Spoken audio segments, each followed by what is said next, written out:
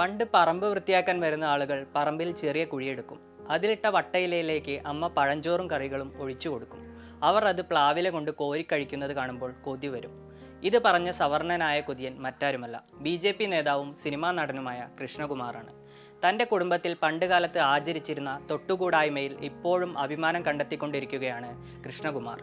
വർണ്ണാശ്രമ വ്യവസ്ഥയുടെ ഭാഗമായി പണ്ടുകാലത്ത് ജന്മി കുടുംബങ്ങളിലും സവർണരുടെ വീടുകളിലും പിന്നാക്ക ജാതിക്കാർക്ക് മണ്ണിൽ കുഴികുത്തി ഭക്ഷണം നൽകിയിരുന്ന തികച്ചും മനുഷ്യത്വരഹിതമായ രീതിയെയാണ് വളരെ സ്വാഭാവികമെന്ന മട്ടിൽ കൃഷ്ണകുമാർ സോഷ്യൽ മീഡിയയിലൂടെ വിളിച്ചു പറഞ്ഞത്.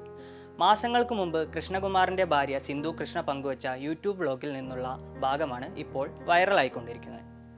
കൊച്ചിയിൽ ഹോട്ടൽ മാരിയറ്റിൽ താമസിക്കുമ്പോൾ പ്രഭാത ഭക്ഷണമായി പഴങ്കഞ്ഞി ഉണ്ടായിരുന്നു. അത് കണ്ടപ്പോൾ ഉണ്ടായ ഓർമ്മകളെക്കുറിച്ചാണ് കൃഷ്ണകുമാർ വ്ലോഗിൽ വിവരിക്കുന്നത്.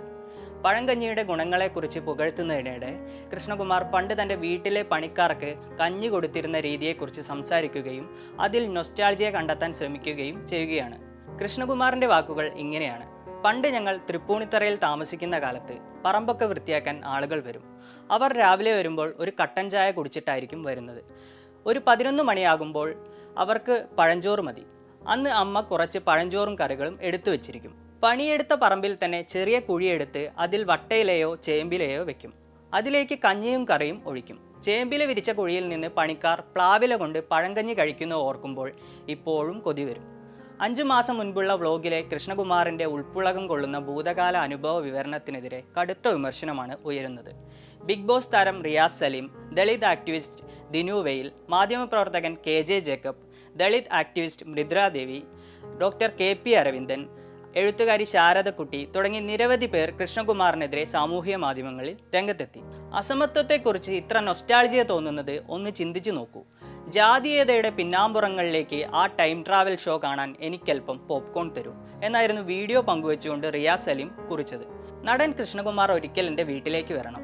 തൊടി മുഴുവൻ വൃത്തിയാക്കിപ്പിച്ച് നാട്ടിലെ പാടവും കിളപ്പിച്ച് തളർന്നു വരുമ്പോൾ താങ്കളെ മുറ്റത്തിരുത്തി കുഴി കുത്തി കഞ്ഞിയും പയറും വിളമ്പിത്തരാം. താങ്കൾ ആർത്തിയോടെ തിന്നുന്നത് നോക്കി ഞാൻ മനസുഖം നേടാം എന്നാണ് കൃഷ്ണകുമാറിനെ ട്രോളിക്കൊണ്ട് ദിനു വെയിൽ വീഡിയോയിലൂടെ പറഞ്ഞത്. ഒരു സംഖ്യയുടെ സ്വപ്നങ്ങൾ പിഴിഞ്ഞെടുത്താൽ എന്തു വരുമോ അതാണ് കൃഷ്ണകുമാർ പറഞ്ഞത്. പണ്ട് നമ്പൂതിരി യോഗക്ഷേമ സഭയുടെ മുദ്രാവാക്യം നമ്പൂതിരിയെ മനുഷ്യനാക്കുക എന്നതായിരുന്നു. നമ്മുടെ നാട് കണ്ട ഏറ്റവും വിപ്ലവകരമായ മുദ്രാവാക്യങ്ങളിൽ ഒന്നായിരുന്നു അത്. ഈ സംഘികളെ മനുഷ്യരാക്കുന്നതിനെക്കുറിച്ച് പറയുന്ന ഒരു മുദ്രാവാക്യത്തെക്കുറിച്ച് കേരളമെങ്കിലും ആലോചിച്ചു തുടങ്ങണം എന്നാണ് KJ ജേക്കബ് സമൂഹ മാധ്യമത്തിൽ കുറിച്ചത്. 40 കൊല്ലം മുമ്പ് പോലും പണിക്കാർക്ക് കുഴികുത്തി പഴങ്കഞ്ഞി വിളമ്പിയിരുന്ന കൃഷ്ണകുമാറിൻ്റെ മാതാപിതാക്കൾ എന്തൊരു നീച മാടമ്പികളായിരുന്നിരിക്കണം. വെറുതെയല്ല ഇവൻ ഇങ്ങനെ ഒരു വൃത്തികെട്ടവനായി തീർന്നത് എന്നാണ് ഡോക്ടർ KP അരവിന്ദൻ രൂക്ഷമായ ഭാഷയിൽ പ്രതികരിച്ചത്. കൃഷ്ണകുമാറിൻ്റെ വാക്കുകൾക്കെതിരെയുള്ള വിമർശനങ്ങൾ ട്രോളുകളായും സമൂഹ മാധ്യമങ്ങളിൽ നിറയുന്നുണ്ട്.